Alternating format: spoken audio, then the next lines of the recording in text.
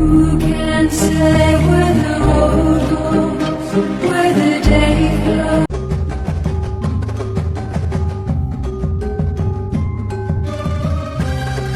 What? Okey, secara jujurnya saya pun tak tahu mana netizen jumpa balik video-video lama KA yang boleh dikatakan agak mengaitkan, tapi Tuan Badan sendiri pun dah bagi statement. So ya, hari ni kita nak bincang tentang jejak digital ataupun digital footprint. Apa benda tu? Bayangkan anda tengah berjalan kan dekat pasir, tepi pantai. Lepas kita dah berjalan tu, dekat belakang mesti tertinggal jejak tapak kaki. Okay, so berjalan di pantai ibarat kita tengah menggunakan media sosial, internet. Okay, memang kita akan guna lama lah daripada zaman belajar, zaman kerja, zaman kahwin.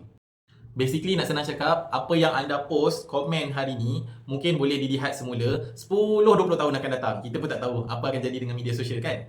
Tapi yang itu baru sikit tau. Bayangkan kalau reputasi anda nak masuk kerja ni terjejas hanya disebabkan posting-posting lama kita yang mungkinlah sedikit mengaibkan. Anda terfikir tak kenapa netizen cari balik video-video lama KA tu? Ini teori saya je lah Netizen suka cari balik sebab mereka suka tengok versi KA yang dahulu macam mana hinggalah berubah menjadi KA yang sekarang.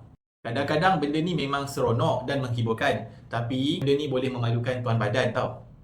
Jadi, apa tindakan yang kita boleh buat untuk prevent digital footprint ni?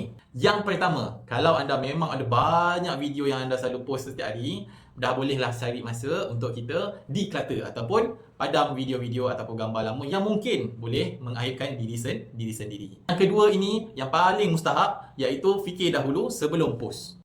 Kalau nak tetapkan media sosial kepada akaun private pun tak ada masalah. Cuma ia bukanlah perisai yang kebal daripada segalanya. Sebab orang yang follow kita, yang kita bagi akses tu, tetap boleh screen record ataupun screenshot lah. Okay? So berhati-hati. Pesanan ini pun sebenarnya untuk diri saya dan kita semualah insyaAllah. Semoga perkongsian ini bermanfaat. Kita jumpa lagi di lain hari. Terima kasih.